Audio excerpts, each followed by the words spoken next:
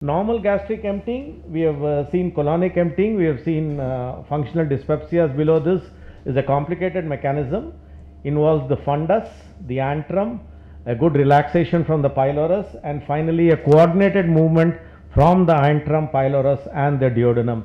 And this is how it happens. The fundus comes into play, you have a so-called pacemaker in the mid body, the antrum empties, this entire area coordinates, and an inhibitory reflex is also present, which if deranged can produce slow gastric emptying. And what do you mean by gastroparesis?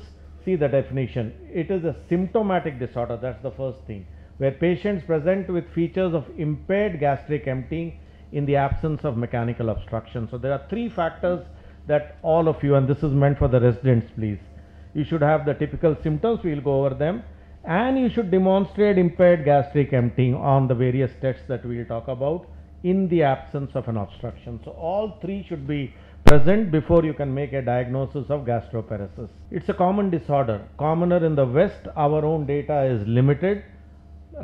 Maybe we can ask personal experiences from all of them, but women are more commonly affected, much higher incidence, and hospitalization because of this, probably because the incidence of diabetes is increasing as well as bariatric surgery has gone up in the last decade. Costs attributed to this illness have also gone up. The symptoms, very obvious, overlap with some of the disorders we have discussed: nausea, vomiting, satiety, and very important, pain abdomen as a predominant symptom in less than 1/5 of the patients. Bloating very common, but as the predominant symptom in very few. A small percentage you also see phytobazars formation, and the more important thing is in the early stages or in the lesser intense type, the symptoms can be episodic. So you need not have symptoms which are continuous, they can be episodic. And this is how a phytobazar would look through an endoscope, on a CT and on a barium study. So if you come across not a trichobazar, there mostly it's a psychiatric disorder that predisposes a phytobazar in an apparently normal person, think of gastroparesis as being the etiological cause of that phytobazar. Most of the patients here are obese, a few are underweight. Overall, because of satiety, fullness, bloating, nausea and vomiting, their intake is poor, and over a period of time they develop a deficiency of the vitamins and the minerals and the essential elements.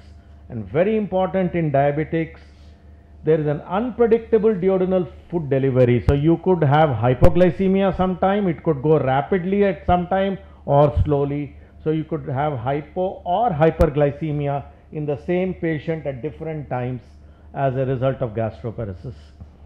We'll have a look at the etiological causes. The first three, of course, are the most common. Idiopathic number is the highest, diabetes and surgical, and this we'll have a look later down.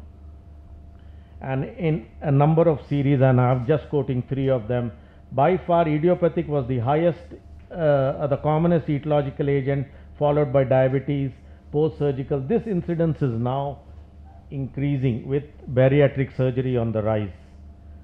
The same figures in a pie diagram, and we look at the various etiological causes. Now, idiopathic gastroparesis is the commonest form of gastroparesis, and women are more commonly affected.